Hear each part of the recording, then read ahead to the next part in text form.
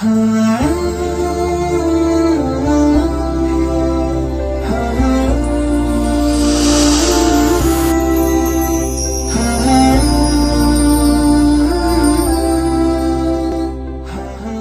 باللہ من الشیطان الرجیم۔ سب سے پہلے قرآن کریم کی تلاوت سے پہلے اعوذ باللہ من الشیطان الرجیم کا پڑھنا ضروری ہے۔ تو آئیے سب سے پہلے ہم اسی کو سمجھنے کی کوشش کرتے ہیں۔ اعوذ باللہ من الشیطان الرجیم، اس کا ترجمہ ہوتا ہے اعوذ باللہ، میں شیطان مردود سے اللہ کی پناہ میں آتا ہوں،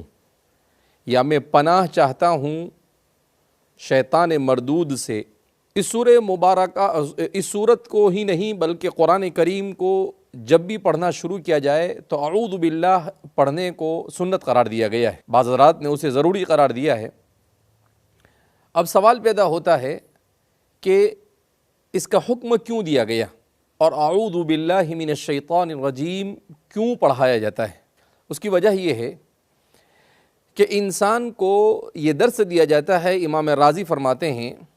کہ انسان جب اللہ کے کلام کو شروع کرنے سے پہلے اعوذ باللہ من الشیطان الرجیم کہتا ہے تو اس کو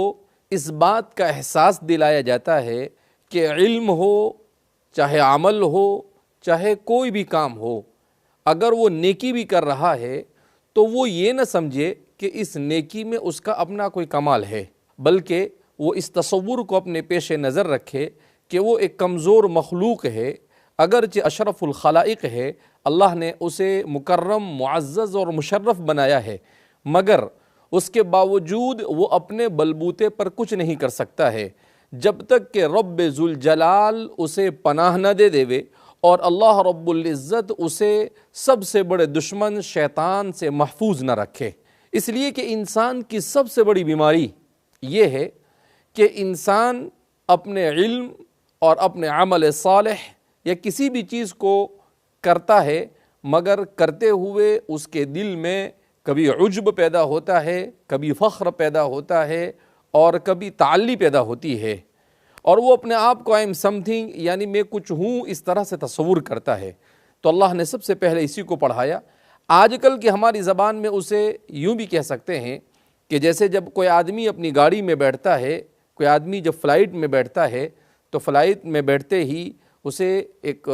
حکم دیا جاتا ہے، اسے ایک انسٹرکشن دیا جاتا ہے کہ آپ بیلٹ باندھ لو۔ کیوں؟ تاکہ آپ کا سفر صحیح سلامت گزرے۔ اس کے باندھ لینے سے اگر گاڑی کو اور فلائٹ میں دوران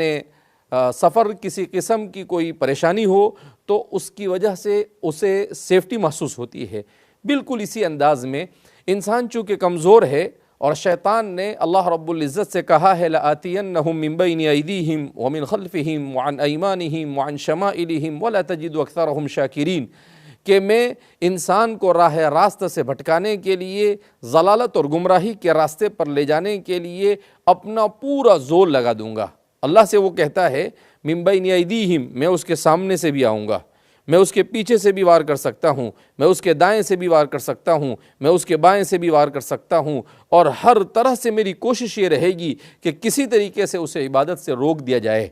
تو انسان جب اللہ کی کتاب کو پڑھنا شروع کرتا ہے تو شیطان یہ اپنا پورا زور اس چیز پر صرف کرنے کی کوشش کرتا ہے کہ انسان کا دل اللہ کی کتاب کو پڑھنے میں نہ لگے، انسان اللہ کی کتاب کو پڑھتے ہوئے کسی قسم کی کوئی فیلنگ محسوس نہ کرے۔ تو اللہ رب العزت نے کہا کہ وہ شیطان رجیم، وہ مردود، اسی لیے اللہ رب العزت کتنا رحیم و کریم ہے کہ اس نے ہمیں یہ بھی بتایا کہ شیطان سے کیوں پناہ مانگی جائے، اس لیے کہ وہ رجیم ہے۔ فَخْرُجْ فَإِنَّكَ رَجِيمٌ، اللہ رب العزت نے کہا کہ جب اللہ نے اسے حکم دیا کہ آدم علیہ السلام کے سامنے سجدہ کرو، اس نے ابا واستکبر، اس نے انکار کیا اور تکبر کیا، تو فرماتے ہیں کہ سب سے پہلا گناہ جو کائنات میں سرزد ہوا وہ ہے حسد، اور اسی حسد کی وجہ سے کبر وجود میں آیا۔ تو فرماتے ہیں کہ اس کا علاج کیا ہے؟ تو کہا اس کا علاج یہی ہے کہ انسان اللہ رب العزت کی پناہ حاصل کرے۔ تو انسان سے کہا گیا کہ شیطان چونکہ مرجوم ہے، یعنی اللہ کے دربار سے دھتکار دیا گیا ہے، اسے نکال دیا گیا ہے، اللہ نے اسے اپنے دربار سے ہانک دیا ہے اور کہا ہے کہ تو نکل جا یہاں سے، اللہ نے اپنی ناراضگی کا اظہار کیا ہے۔ اس وجہ سے انسان سے کہا کہ کہیں تم اس کے پھندے میں اور اس کی جال میں نہ پھنس جاؤ اور اس کے مکر و فریب میں اور اس کے قید اور اس کے دھوکے میں نہ آ جاؤ، لہذا تم اس سے پناہ مانگو اور پناہ مانگ کر اللہ کی کتاب کو پڑھنا شروع کرو، تاکہ جب تم قرآن کو پڑھو تو تمہارا دل لگے اور قرآن کریم کو کما حقہ یتلونہ حق تلاوتی اس کے اوپر مکمل عمل ہو سکے۔ اللہ رب العزت ہمیں قرآن کریم کی تلاوت کا شوق اور ذوق نصیب فرمائے، اور قرآن کریم کی تلاوت کے وقت جو خشوع اور خضوع مطلوب ہے اور جس قسم کا اللہ کے رسول صلی اللہ علیہ وسلم کی تلاوت ہوتی تھی کہ جب آپ وعید کی آیت یعنی ڈرانے کی آیت سے گزرتے تھے تو آپ روتے تھے، اور جب آپ صلی اللہ علیہ وسلم جنت کی آیتوں سے اور خوشی کی آیتوں سے گزرتے تھے تو خوشی کا اظہار کرتے تھے۔ اسی انداز میں اگر قرآن کو پڑھا جائے تو قرآن سے بہتر کوئی کتاب روئے زمین پر نہیں ہو سکتی ہے۔ اللہ رب العزت اسی لطف کے ساتھ قرآن کریم کو پڑھنے کی ہم سب کو توفیق مرحمت فرمائے۔ والسلام علیکم ورحمۃ اللہ وبرکاتہ۔